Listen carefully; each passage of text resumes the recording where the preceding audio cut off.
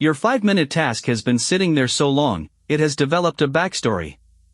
You know the one. The email is drafted. The document is open.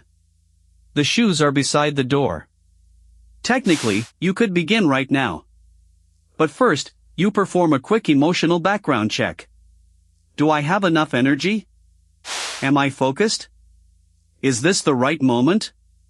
What if I start and immediately want to stop? And just like that, the task gets rescheduled for a more qualified version of you. Tomorrow you. Rested you. Focused you. The mythical you who wakes up excited to handle administrative paperwork, that person rarely arrives. So the task waits. You feel guilty. The guilt makes the task heavier. And now you need even more motivation than you needed yesterday. Here is the strange part. You may not have a motivation problem at all. You may have accidentally made motivation the entrance fee for action. And every time you ask, "Do I feel ready?" before beginning, you give a temporary feeling the authority to decide what happens to your life. But if motivation does not reliably come first, what does? We are usually taught a very clean sequence. First, motivation appears. Then, action becomes easier. Finally, progress happens. Nice story. Occasionally true. A new idea, a deadline, or one suspiciously powerful playlist can absolutely create a burst of energy. But bursts are unreliable.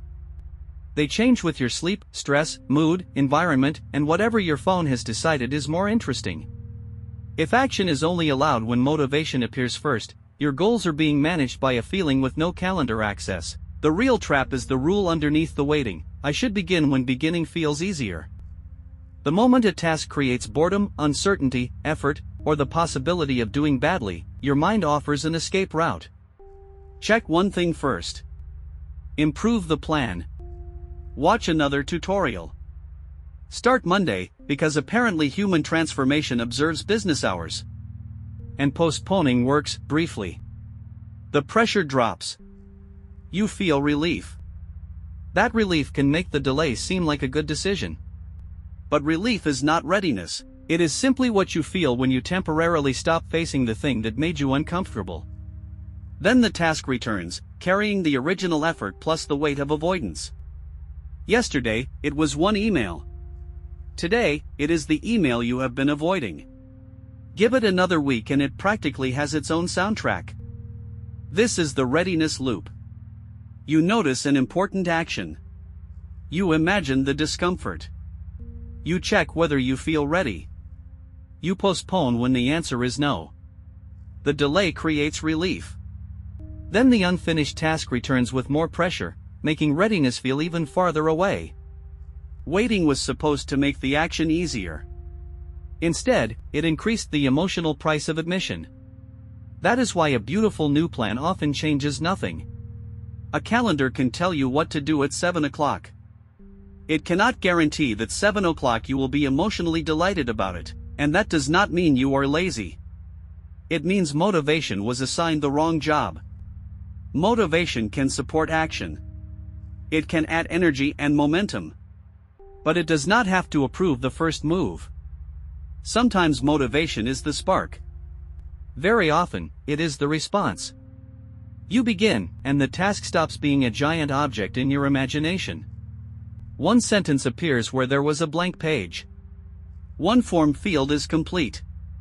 2 minutes of movement replaces 2 hours of negotiation. Action creates information. Now you know what the task actually feels like, not what avoidance predicted it would feel like. Maybe you continue. Maybe you do not. The important shift is that you stop demanding emotional certainty before taking physical action. You do not have to feel completely ready. Readiness is not the entrance requirement. So stop asking, "How do I force myself to want this?" Ask a better question, "What is the entrance?" Not the entire workout. Put on the shoes and move for 2 minutes. Not the finished chapter. Write one honest sentence. Not the spotless room. Put away 5 visible objects. Not the completed application. Enter your name and contact information. The entrance is the smallest action that creates visible evidence that you crossed from thinking into doing. This is today's proof practice, the 2-minute entrance. Step 1. Choose one action you keep waiting to feel ready for. Step 2. Shrink the entrance to 2 minutes or less. Step 3. Attach it to something that already happens. After I pour my morning drink, I will write one sentence. After I close my laptop, I will put on my walking shoes. After I brush my teeth, I will put away 5 items. The cue removes the daily debate. The moment has already been selected. Then comes the rule that changes everything: begin before you check whether you feel ready. You are allowed to feel tired. You are allowed to feel uncertain. You are even allowed to feel deeply unimpressed by the entire concept. Those feelings are information, not instructions. Complete the entrance first. After 2 minutes, you may stop without calling the attempt a failure. If momentum appears, continue. If it does not, the practice still counts. You promised to enter. You did not promise to produce a cinematic training montage before breakfast.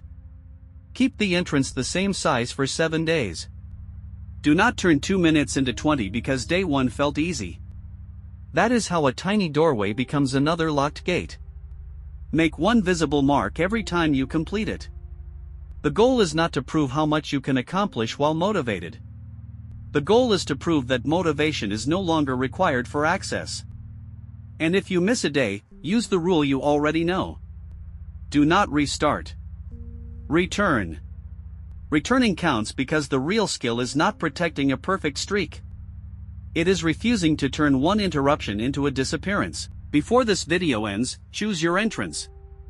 Say it clearly: after this cue, I will complete this 2-minute action.